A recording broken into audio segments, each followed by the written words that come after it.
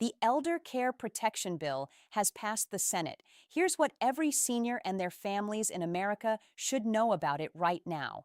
If you are over the age of 60, or if you are helping care for a parent, grandparent, or any loved one in that age group, this legislation touches several important parts of daily life after retirement. It focuses on areas like prescription medications, Social Security benefits, standards in nursing homes, protection from financial fraud, support for staying in your own home, mental health services, help for family caregivers, and improvements to dental, vision, and hearing coverage. Today, we are going to walk through the bill step by step in plain, everyday language. No complicated legal terms, no political opinions, just clear explanations of what the changes involve, why they were included, and what they could mean for real people. We will also cover practical next steps so you can figure out what applies to your own situation. These kinds of laws can feel overwhelming when you first hear about them, so we will take our time and break everything down carefully so it makes sense.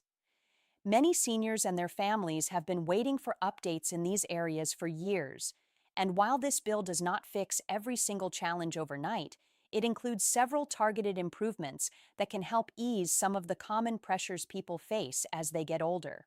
For decades, many seniors across the country have faced ongoing challenges that affect quality of life on a fixed income. Prescription drug prices have climbed year after year, making it hard for people to afford the medications they need to manage chronic conditions. Nursing homes have sometimes struggled with staffing levels and keeping consistent accountability for the care they provide. Social Security adjustments have not always kept up with the actual costs seniors face, especially for healthcare, housing, and everyday living expenses. On top of that, financial scams targeting older adults have become more sophisticated and more common, leaving many people worried about their hard-earned savings. Many homes are not designed for aging in place, which can force difficult decisions about when and whether to move into a care facility. Family members who step up to provide unpaid care often feel exhausted and unsupported after months or years of balancing their own lives with these responsibilities.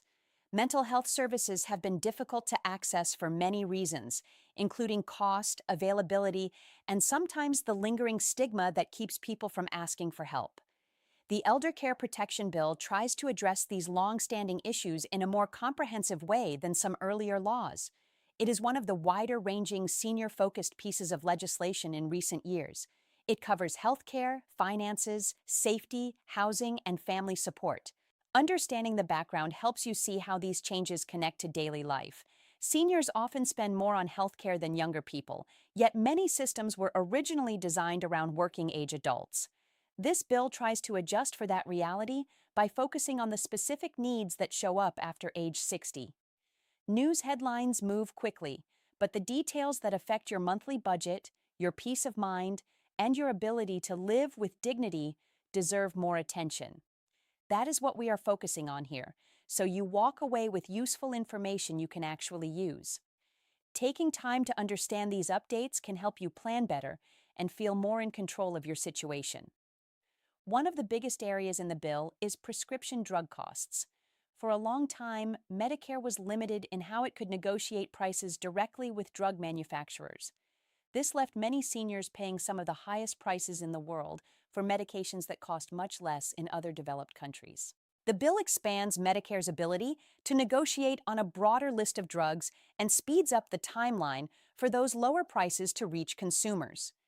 In practical terms, this means that for common medications used to manage diabetes, high blood pressure, heart conditions, arthritis, and other chronic issues, many people may see their costs decrease as the negotiated prices take effect on a rolling schedule. Everyone's situation is different depending on which drugs they take and their specific health needs, but the goal is to ease the burden at the pharmacy counter, so people do not have to make tough choices between medicine and other necessities. The bill also sets an annual cap on out-of-pocket spending for Medicare Part D prescription drugs. Once you reach that limit in a given year, your costs for covered medications stop for the rest of the year. This provides more financial predictability, especially for people managing multiple prescriptions month after month. It can reduce the stress that comes with wondering whether you will be able to afford everything you need. Savings will not happen overnight for every single drug, but the direction is toward more affordable access over time. It is a good idea to talk with your pharmacist about your current prescriptions and ask them to keep an eye out for price changes as the new rules roll out. A Medicare counselor can also help review your plan during open enrollment to make sure you are in the most suitable option for your needs. Keeping a list of all your medications and their costs can make these conversations much easier and more productive. Many people also find it helpful to bring a family member along to these meetings so they can take notes and help remember important details later. Social Security remains the foundation of retirement income for millions of Americans. The bill includes two important updates here. First, it supports the development and use of a cost of living adjustment that better matches how seniors actually spend their money. The current formula is based on general urban workers and does not always reflect higher health care, prescription, and in-home care costs that seniors face. A more tailored index could result in adjustments that feel more meaningful on a fixed income. Even small increases add up over months and years and can help cover rising costs without forcing people to cut back on essentials. Second, the bill takes steps to strengthen the long-term funding of the Social Security Trust Fund. Experts have warned for years about future shortfalls if no changes were made. By adjusting the payroll tax cap so higher earners contribute more, the bill aims to extend the program's stability for today's retirees and for future generations. This helps protect the promise that people who worked and paid into the system can rely on it in retirement. If you receive Social Security, it is worth checking your annual statement regularly and keeping your contact information up to date with the Social Security Administration. Small administrative steps like this can prevent delays or problems when changes take effect. Planning ahead by organizing your documents in one place can save a lot of time later and reduce unnecessary worry. For families dealing with nursing homes or planning ahead, the bill introduces stronger rules. Facilities that accept Medicare and Medicaid funding, which covers most of them, now face minimum staffing requirements. The idea is to make sure there are enough trained caregivers available so residents receive timely help with daily needs like meals, medication, mobility, and personal care. Understaffing has been linked to many problems in the past, including missed medications, slower response times, and lower overall quality of life. The bill also increases penalties for serious safety violations and repeat offenders. In the past, some fines were too low to create real change. Higher penalties and the risk of losing federal funding are meant to encourage better performance across the board. Families will also have easier access to inspection reports, staffing data, and violation histories. When choosing a facility, you can look beyond marketing materials and review real records so you can make a more informed decision. If you or a loved one is in a nursing home right now, consider asking for the latest inspection summary and discussing any concerns directly with the administrator. Documenting issues and following up through official channels remains important for keeping standards high. Visiting facilities in person at different times of day can also give you a clearer picture of daily operations and how staff interacts with residents. Financial exploitation of seniors is a growing problem that costs billions of dollars every year. Scammers use phone calls pretending to be from the IRS or Medicare, fake investment opportunities, romance scams, pressure from people posing as contractors, and even situations involving people the senior knows. Many victims feel embarrassed or confused and do not report it, which makes the problem harder to track. The bill provides more funding for investigators, better coordination between banks, law enforcement and support services, and public education campaigns. Banks and credit unions now have clearer responsibilities to flag unusual activity, such as large unexpected transfers or new names added to accounts, and report it properly. The best protection is awareness. Common warning signs include pressure to act immediately, requests for gift cards or wire transfers, and offers that sound too good to be true. Take time to discuss finances with trusted family members. Review statements regularly. Never share Social Security or Medicare numbers over unsolicited calls. The bill supports these prevention efforts, but daily caution and good habits still matter most. Teaching younger family members about these risks can also help create a strong support network that protects everyone involved. Simple practices like using secure passwords and avoiding clicking on unknown links can go a long way. Most seniors want to stay in their own homes as long as possible, surrounded by familiar things and memories. The bill expands funding for home modification grants and low-interest loans. This can help pay for practical safety changes like installing ramps, grab bars in bathrooms, walk-in showers, better lighting, wider doorways, and accessible kitchens. These upgrades support independence and can delay or prevent the need for more expensive care settings. The legislation also invests in developing more affordable senior housing that includes accessibility features and opportunities for social connection.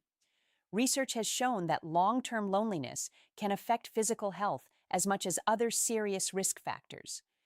Programs that help seniors stay connected to neighbors and community activities support both emotional and physical well-being. If you are considering modifications, start by contacting your local area agency on aging. They often know about available programs in your community and can help with applications and guidance on what qualifies. Simple changes around the house can make everyday tasks safer and less stressful for years to come and help maintain your independence longer. Mental health is just as important as physical health, especially during life transitions like retirement, loss of loved ones, or managing chronic conditions. The bill aims to improve access under Medicare by raising reimbursement rates for mental health providers and expanding telehealth options. This is particularly helpful for people in rural areas or those who have trouble traveling to appointments.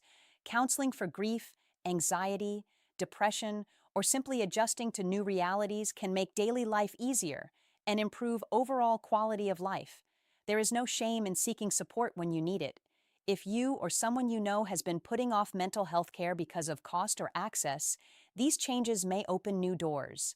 Contact your primary care doctor for a referral or use the Medicare website to find covered providers in your area. Taking care of your mental well-being can also help you stay more engaged with family and community activities that bring joy and purpose. Approximately 53 million Americans provide unpaid care to aging family members. Many do this while working and raising their own families. The physical, emotional, and financial toll can be heavy over time. The bill introduces tax credits to help recover some costs, funding for training programs so caregivers can learn safe ways to handle medical equipment and daily care tasks, and expanded respite care options so caregivers can take short breaks to rest and recharge. A supported caregiver is better able to provide consistent, compassionate care. If you are a caregiver, look into local support groups and the new resources becoming available. Taking care of yourself is not selfish. It helps the person you are caring for as well. Many caregivers say they feel isolated, so connecting with others who understand the role can make a big difference and prevent burnout before it becomes overwhelming. Original Medicare has traditionally not covered routine dental work, eye exams, or hearing aids. The bill adds subsidies for hearing aids, which can cost thousands of dollars out of pocket, pilot programs to expand dental access, and more vision services through community health centers. Good oral health, clear vision, and the ability to hear well all affect overall quality of life, nutrition, safety, social connections, and even cognitive health. These are practical improvements even if they do not represent full coverage yet. Many seniors have gone without these services for years because of cost, and even partial help can make daily life more comfortable and healthier in ways that might surprise you. Not every benefit in the bill happens automatically. Some require updating your information, enrolling during certain windows, or submitting applications. Here is a good starting plan you can follow at your own pace. Visit the official Social Security Administration website and make sure your address, phone number, and direct deposit information are current. Contact your local Social Security office or schedule a phone appointment if you have questions. Every state has a free state health insurance assistance program, often called SHIP. These counselors are trained, unbiased, and can walk you through Medicare changes specific to your situation without any pressure. Gather your Medicare card, recent statements, and a list of current medications before you meet with someone. Talk with family members so everyone understands the changes and can help watch for scams. Taking these steps early can help you get the most from the available support and avoid missing important deadlines. Whenever there is major legislation, scammers quickly create fake offers and stories to trick people. Never give personal information, Medicare numbers, or banking details to unsolicited callers or emails. Legitimate government agencies do not demand immediate payment or threaten you over the phone. If something feels off, hang up and call the official number yourself, using a number you look up independently. Share this information with your loved ones so they stay safe too. Building these habits now creates stronger protection for the whole family and gives everyone greater confidence moving forward. This bill represents real effort to address long-standing issues that affect seniors and their families. Implementation will take time, and results will vary by individual circumstances and how programs roll out at the state and local level. It is not a complete solution to every challenge, but it includes meaningful steps forward in several key areas that matter most to people as they age. The most important thing you can do is stay informed, keep good records, work with trusted official resources, and share accurate information with the people you care about. Small, consistent actions, updating your contact details, reviewing your coverage once a year, staying connected with family and community, and asking questions when something is unclear often make the biggest difference over time.